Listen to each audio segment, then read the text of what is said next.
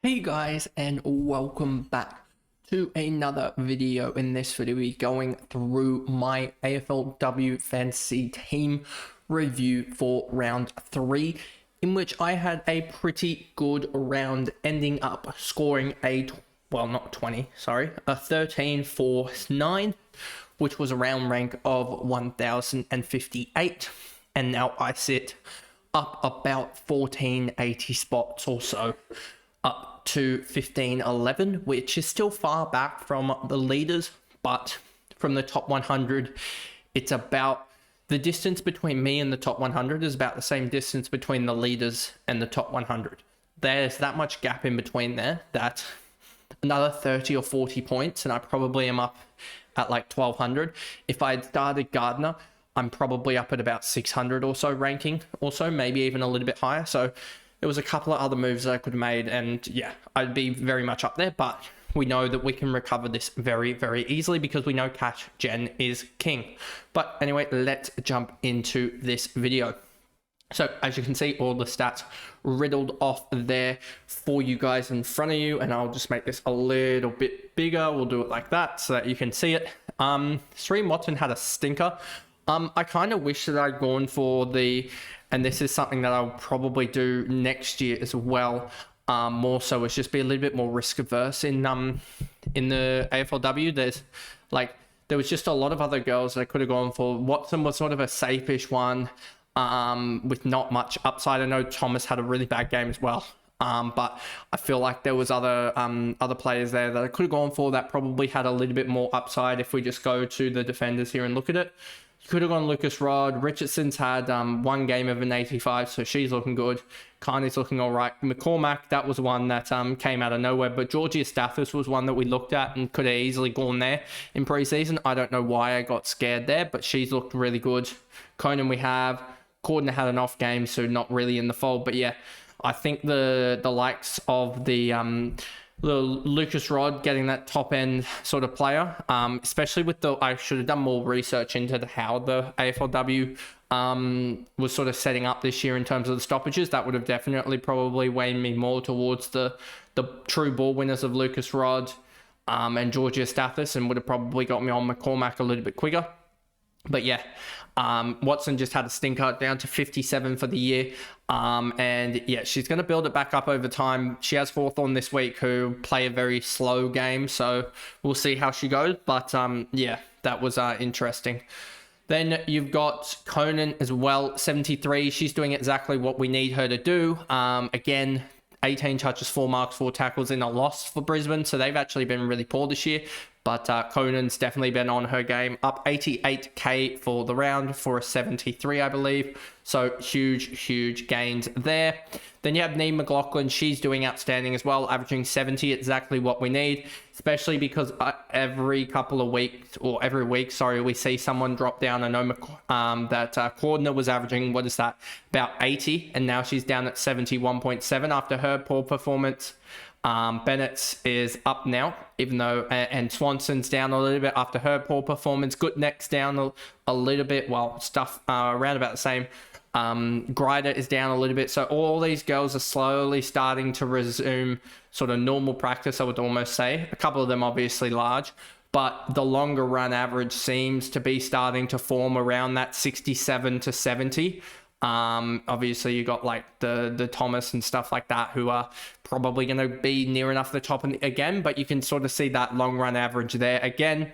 Paxi again, I think had another 2 or 3 point last quarter. I need to just double check this, because this form line, this consistency of tearing it to absolute shreds and then just not bothering to turn up in the last quarter is getting almost annoying at this point. Let's just double check. What did she score on the last? 7 points in the last, 9 points in the third quarter. So a 16-point second half after 63 in the first is a little bit annoying there.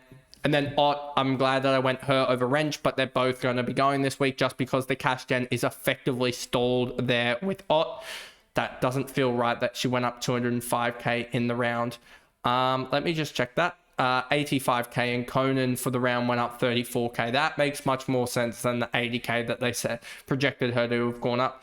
And then you have Wrench as well, who went up, I want to say it was like 2k or something. It was like nothing. It doesn't have the actual, would she go up 16k? So yeah, her cash gen stalled. Ott's cash gen is stalled. Could have gone Boyd last week over, you'll see in the end, the Harris trade. That kind of sucks. Could have gone Boyd and fielded Bogue, and that would have got me 27 points. Plus the cash gen from Harris was basically nothing, null and void. If we just go down here, she does have Richmond this week, who are crap, but the 61k could have made an extra 140k and had another 27 points up my sleeve, which, yeah, that would have been huge. And yeah, that would have meant that I could have also gone Gardner up to Riddell, and that would have been another, 60 odd points, because I think Riddell went pretty big as well. Let me just double check that. She went 145, so Riddell would have been the play there over Gardner. So I would have not only had really a lot of cash to spend this week, which would have got me a really good bench plays, but it would have got me, yeah, that was the knockout punch, was to field Bogue, to fill the dual rookie forward line, and to go full cash gen this week, which is a little bit annoying that was the right play, but it is what it is. That would have given me another what are we saying, about 65, another 90 odd points there. Would have halved that gap to the top 100 that I have currently, and yeah, that does suck in the end, but it is what it is there. The midfield was horrific for all of us, but I'm willing to give them another go. It seems like the fading the Noff really did work this season, as but Gardner also had a horrific injury, so we don't know yet what her results are, but she's now down for the year 37k and average of 113. Her break even is going to be absolutely monster, I would think. I would think it would be at least in the 160s, so you're probably going to be able to get her even cheaper next week. Gardner, she failed, but she has Wally this week, which is Fremantle, so you'd expect a Bowers and Gardner combo to go off. Bowers basically didn't score for like a quarter and a half. It was quite ridiculous, but in the end, she got to a 71. So we just take it and run. She's still averaging 97, and yeah, only 4 tackles in that game. North Melbourne put them to the sword. I think Sydney will allow the tackles back in, and she had 12 points in the last quarter. She had a 0-point second quarter, which basically was the difference maker there. If she does go, and she played 77% time on ground for a 0. Even if she goes 20 in that second quarter, that's a 91, and you're looking at that going, that's not even the worst. But it was just the 0-pointer. Prisparkas got tagged, but I don't think she'll get tagged again. Nanscombe can't really tag as well as Kennedy, and Kennedy just took her out of the game. And the difference basically was the tackles there. She just couldn't tackle anything. So, I mean, the tag didn't really impact her possession getting, as she still got 27 touches and got 70 points, which is her second highest in this year from a points from disposals. But it was just the tackles. You can just see it clearly. If she has the 7 or 8 tackles, she goes the extra 30 odd points and gets to that 108. Also, 102, 106, somewhere around there with the 7 or 8 tackles. So that was the big difference there. Not too worried about her just yet. Zippy Fish with the 86. I'm not too worried about her either. I know that her break even is probably going to be like 65, 70, but I still think that she has a little bit to run, and I think that we can get her to one of the midfielders, because the midfielders like a Garner, if she comes back, she had a poor game. Hanks has done well again, and yeah, so that was interesting. Benucci as well, a 119, so she's done really well this year. Ella Roberts, you can see the gap is very much closing there. Monconti's doing her thing. Purcell had a bad game, didn't she? She's injured, sorry. But yeah, you can kind of see where this one is flowing here, that the likes of Zippy Fish is closing that gap very, very quickly to all of the others. And then we get to the cream of the diamond of the round. It was Matilda Schultz just went absolutely off.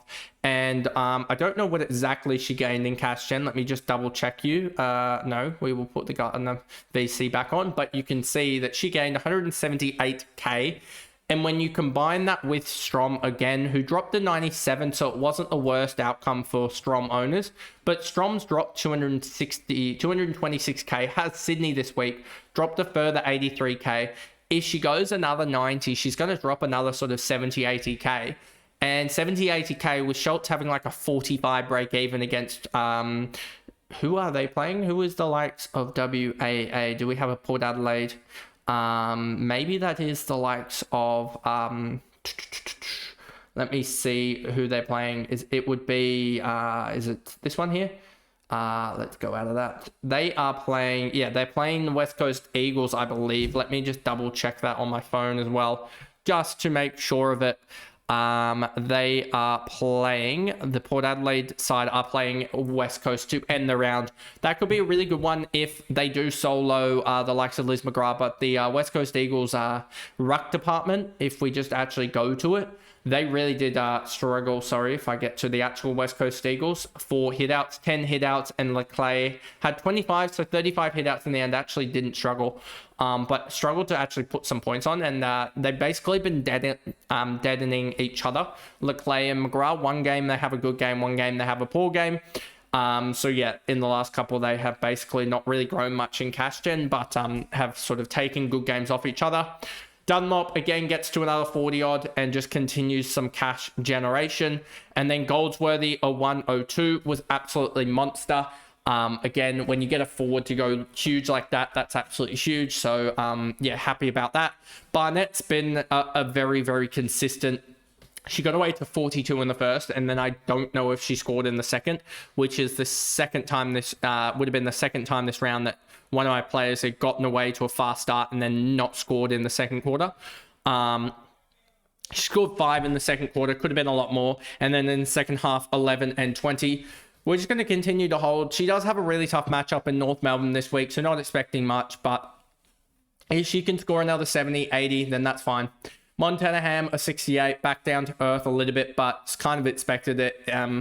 She has kicked 3 goals, 6. So if she converts those 6 goals, 3, that's another 15 points there. And that's an average of 97 for the year, but it is what it is. She's still doing a really good job as a forward and will be top of the line near enough. And then Harris had an iffy game. She dropped the mark, which she could have taken a set shot. That could have been a plus 12. So that could have been 64. And then she also had a free kick, which it was iffy for holding the ball because one of them was a tackle. The other opposition player was a push in the back. So that could have been another plus 10 that way. And the free kick reversal. So that's 13. So it's feasible that she left 25 points out there. Very, very easily, and that 25 points would be 77. And if you're looking at Harris with the 77, goes up another sort of 60k, 65k, you're looking at that going a 1. She does have Richmond this week. I would need to look at how Richmond have sort of conceded for the key forwards, but I'm pretty sure they give up a fair chunk. I just need to double check. Given that, what have they given up? Well, to be fair, Alexandra, is she really a key? No. Well, can be. She scored 33. Georgia Gee scored 2 goals for a 54. So they didn't really give up any keys to key forwards last week. But in round 1, to the more maneuverable, well, let's just see. They have a Richmond. Yeah, Richmond played Sydney, and Sydney had Malloy, who's slightly more sort of not really a key forward. She kicked 4, and then you had no one else really actually kick any goals that were keys. But Sydney didn't really have any keys that day. And then in round 2, they played against, who did they play against? Again, they played against the Bulldogs, and I know that I'm pretty sure McDonald might have kicked one. McDonald kicked one. Woodley's not at all. Grieg isn't at all either. So they don't really concede too much to key forwards, but I think Harris is just a little bit better than their key forwards that they sort of go on against. They haven't really gone against much. So I'd expect her to do pretty well there, to be honest, as I don't think Richmond have they have Miller there. And then McClelland in the back line, but that's rather it, as well as Seymour. So they do have a tallish backline, which does sort of suck a little bit, but we'll see what they do with that on Harris. And then Stone, she did fine. 68 is fine. Absolutely. 128k is a decent enough cash generation. Her role's there, and if she's just going to be in that role for the next couple of weeks, you'd expect she was on 55 at halftime as well. So yeah, she could have easily pushed that to an 80 or a 90. She just got stuck on the bench in the third quarter and couldn't get near it in the last. So expecting that to push up hopefully for another couple of 75s, because if she makes another couple of 75s, she's doing a top liner performance, and we got her for 490k. And then Bogue, really happy for the cash gen there. We'll ride her this week for that cash generation because it's a pretty low cash a break even. I will probably figure that out. And then Tonin, she will just go straight to Greaves, because Greaves break even is going to be like 20 or something like that, and you just need to jump on Greaves. So yeah, pretty happy about that. That is the most obvious trade of the lot, is just the Tonin to Greaves. And then I will probably be doing the Ott and Wrench to probably a McCormack and a rookie is what I'm planning. But we'll see about that, how the week develops, because injuries can happen and stuff like that. But yeah, that's sort of what I'm looking at. And then the week after, it is probably going to be the Schultz to Strom trade. And that might actually, with the way it's set up, and I'm going to go back to this to show you guys, with the way it's set up at the moment, it's very likely that Scholes and Strom they're currently, if we look at the break even, well, not the break even, sorry, the cash generation, there's 220k differential between Scholes and Strom. 220k, remember? Now, that's most likely going to come down. Again, because Scholes, if I bring up something of her break even, I believe it is, let me just see this, Scholes here. Let's actually grab it up. I don't know exactly what it is, but Scholes has a 46 break even against West Coast. If she goes sort of that 80 or 90, then she's going to go up another, beat her break even by 30 odd. She'll go up another 70, 60k, which will get her to 1.08. If we go and I don't know if Strom's break even has been sort of put in here or anything like that. We'll see her break even in due course, but I think it will be somewhere around it'll be rather high, the break even here. Let me see if I can find it. Strom's break even is currently a 105. So if she goes another 80, 85 against Sydney this week, because Moffat looked really good, if she goes another 80, 85, then she's going to drop a further. Well, that's going to be a differential of about 55 to 60 break even. And we know 55 times or 60 times 2.7 is a further, or about 150k. Let's just do 60 times, we'll do 2.6 to be low. So that gap is currently 220k. If Strom goes 80 and Scholes goes, 80? If they both go 80, Scholes will beat her break even by 34. Strom will lose her break even by 25.